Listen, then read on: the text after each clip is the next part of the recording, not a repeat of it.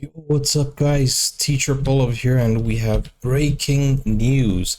Joe Biden has just dropped out of the re-election campaign. He's not going to be running for president, and this is this is less than 5 months away from the United States general election. Wow. I don't know all the details here. I saw the breaking news. Everybody was sending me links, so we're actually going to react to this video and try to understand what happened. And before we even start, let me know in the comments, do you think this is a good thing? Do you think this is a bad thing? Who's going to replace him? Who's going to run for, the Democrat side? Like, what's going on? What is going on? Let me know in your mind what is going on. Let's go. What's going to happen from here? You're watching BBC News. Some breaking news from the United States, where President Joe Biden has said that he is going to stand down from the presidential race and not seek re-election to the White House in November. He has said that he will step aside as a candidate and he will focus on fulfilling his duties as president for the remainder of his term. He adds he's going to speak to the nation later about his decision. So this information has come to us via X, formerly known as Twitter, the social media platform, where Joe Biden has posted a letter. What? Reads, "My fellow Americans, over the past 3.5 years, we've made great progress as a nation. Today, America has the strongest economy in..." No way. That's not how he told everyone he's dropping out. By Twitter? Bro, I thought he would address well, I don't know if he can address the nation, or can he? I don't know what are the rules of addressing the nation to talk about something that is a little bit private, right? I don't know, that's confusing because it feels like him running re-election is kind of like not I don't know. You know what I'm saying? In the world. We have made historic investments in rebuilding our nation, in lowering prescription drug costs for seniors, and in expanding affordable healthcare to a record number of Americans. We've provided critically needed care to 1 million veterans exposed to toxic substances, passed the first gun safety law in 30 years, appointed the first African-American woman to the Supreme Court, and passed the most significant climate legislation in the history of the world. America has never been better positioned to lead than we are today. I know none of this could have been done without you, the American people. Together, we overcame a once-in-a-century pandemic and the worst economic crisis since the Great Depression. We've protected and preserved our democracy, and we've revitalized and strengthened our alliances around the world. It's been the greatest honour of my life to serve as your president, and while it has been my intention to seek re-election, I believe it is in the best interests of my party and the country for me to stand down and to focus solely on fulfilling my duties as president for the remainder of my term. I will speak to the nation later this week in more detail about my decision.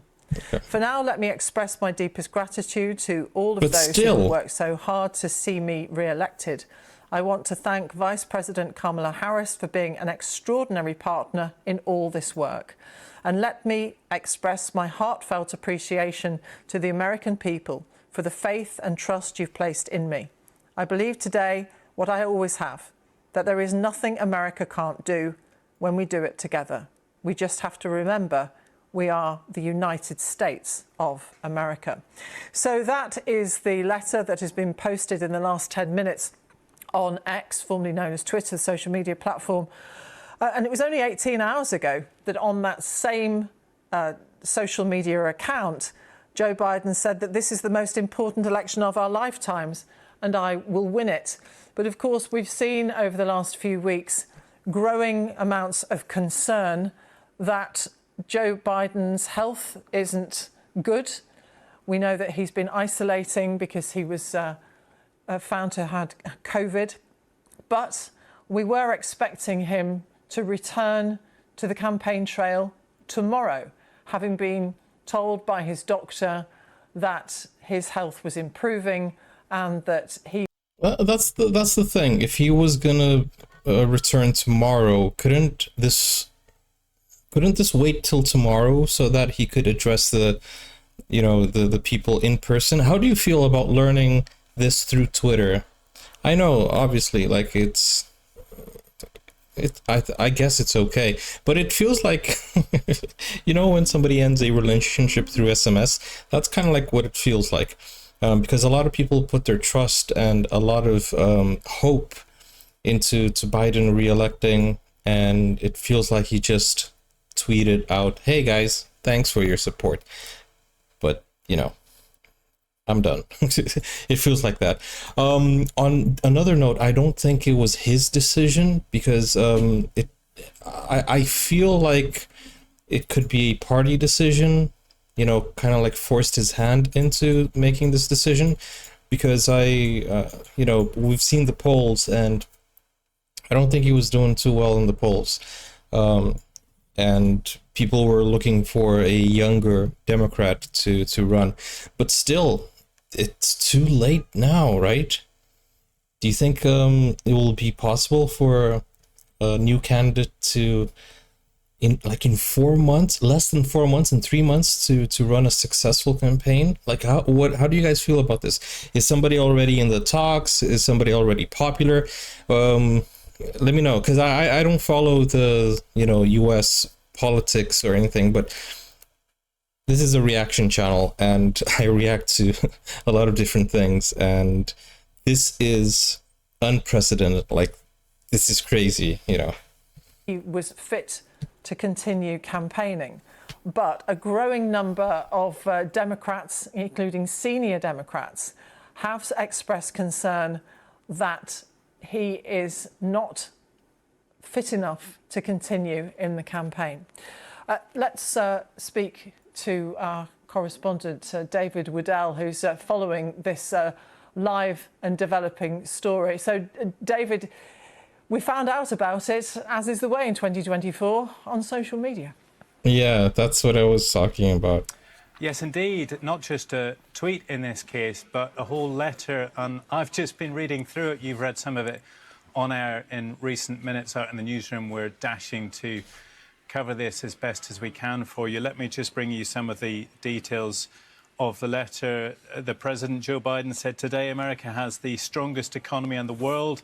He's gone on to detail some of the achievements of his presidency, but then goes on to say that he believes it's in the best interest of his party and the country for him to stand down and to focus solely on fulfilling his duties as president. I feel so bad for him. He had a whole thing prepared where he was going to read the letter. He had this all in his mind. Okay, so when I'm called on air, I'm going to read part of this, and then I'm going to comment on top of this. But then she did it first, and then he's like, okay, she stole my bit. What am I supposed to do now? That's how I feel what happened here. For the remainder of his term, which is, 6 or 7 months or so, and allow a successor to take on the mantle of challenging the presidency as the Democratic candidate in November. The pressure was growing on him, though, wasn't it? Some donors were concerned about whether he was fit to stand. And as we've seen, several senators have also come forward to say it's now time to go. So one had to wonder when the pressure would become so great that he needed to listen to what his party was saying. Well, yes, indeed. And there are a couple of different issues here, one born perhaps of the other. There have been a few missteps in terms of his ability to appear like he had a handle on his brief, and that then led to question marks over whether he had the capacity to continue as president, or indeed whether he had the capacity to continue as president for a further 4 years from January next year. And with growing doubts over that, both amongst those people close to him and also amongst the wider American public, there were questions over whether he should continue to fight for the presidency in November. That then has spilled over to a further issue, which is the polling figures. and those have suggested for some time now that his rival Donald Trump, the previous president, would be likely to win, and that has put further pressure on President Biden. David, for the moment, thank you very much. David. Wow. You know, this is breaking news, so this is the first time I've seen somebody actually talk about this on video. It's quite a shocking revelation, as she had mentioned that, you know, he was very firm, saying that he will run for presidency. Although it is, as I said, it's one of the things that I think the party put a lot of pressure. And, you know, oh, man, it's crazy to see. So, wow, okay. But anyways, I don't know. Do you think he would have won if he had gone up against Trump? What do you think the current situation is? Man, this is so interesting to see it's happen, you know, because I honestly, man, everything is working towards, I think, Trump's re-election. I think he's on a roll right now, even though it's, I don't know, I don't like using the word luck, but he was pretty lucky with what happened, you know, the attempt coming so close and now Biden dropping out. I don't know. Is there any strong candidate? It's going to be interesting. So let me know your thoughts in the comments down below. I was a little bit surprised by this news, and I just wanted to show you my genuine first-time reaction. I don't have a lot to say anymore. Bye-bye, take care. Now you can get full access to exclusive content, special reactions to shows, series, anime, full movies, and even request a video of your choice. Just become a YouTube member or join Buy Me a Coffee today. Find out more, the link is in the description. Never break, always fight, never quit, do it right, play the game.